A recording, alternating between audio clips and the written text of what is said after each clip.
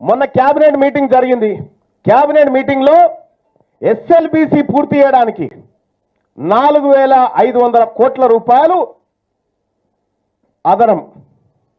ఏది? అంచనాల పెంపు. అంచనాల పెంపు ఎందుకు జరిగిందా? అంచనా అంటే గత పాలకులు చేసిన తప్పు. గత పాలకుడు తప్పు చేస్తే బీసీఓలు కట్టాలన్నా ఈ పైసలు? పోయి కేసీఆర్ ఇంట్లోకి గుంజుకరాపో, అవి వాళ్ళ ఆస్తులు తప్పు అయిపో. గత పాలకుడు అని ఎంత సింపుల్గా చెప్తాడు. గత పాలకుల్లో ఎవడున్నాడా? మీరే కదా. గత పాలనలో పొంగులేటి శ్రీనివాసరెడ్డి గారు లేరా? గత పాలనలో పోచారం శ్రీనివాసరెడ్డి గారు లేరా? గత పాలనలో తుమ్మల ఇప్పుడు ఏడున్నారు? ఈయనే ఉన్నారు కదా.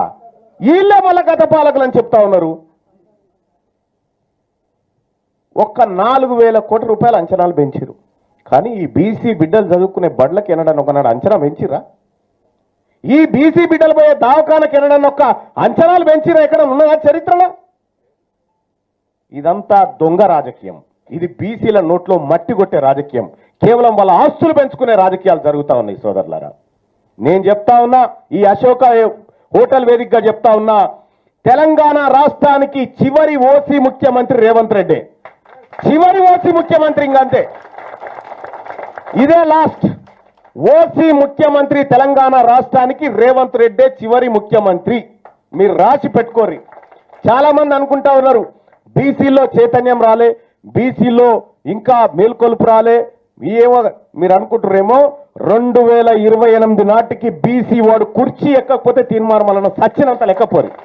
బాధతో చెప్తా ఉన్నా నేను ఈ మాట. ఎందుకు చెప్తా ఉన్నంటే, నేను చేయబోతున్నటువంటి ప్రయత్నం, మనందరి సహకారంతో చేయబోతున్నటువంటి ప్రయత్నం ఏదైతే ఉందో, ఈ ప్రయత్నం సక్సెస్ కావాలి. ఇప్పుడు వాళ్ళ ముంగటున్నది ఒకటే ఆప్షన్. తీన్మార్ మల్లన్నను ఖతమన్న చేయాలి, క్యారెక్టర్ అన్న దెబ్బతీయాలి. ఇప్పుడు వాళ్ళ దగ్గర ఉన్నాయి రెండే ఆప్షన్లు. కానీ గంట కంటే ముందు నేను మీ పని చేస్తా, గుర్తుపెట్టుకోరు. మీకు ఆలోచన వచ్చే గంట కంటే ముందే మీ పని చేస్తా. మీరు చేసిన దోపిడీ, మీరు చేసినటువంటి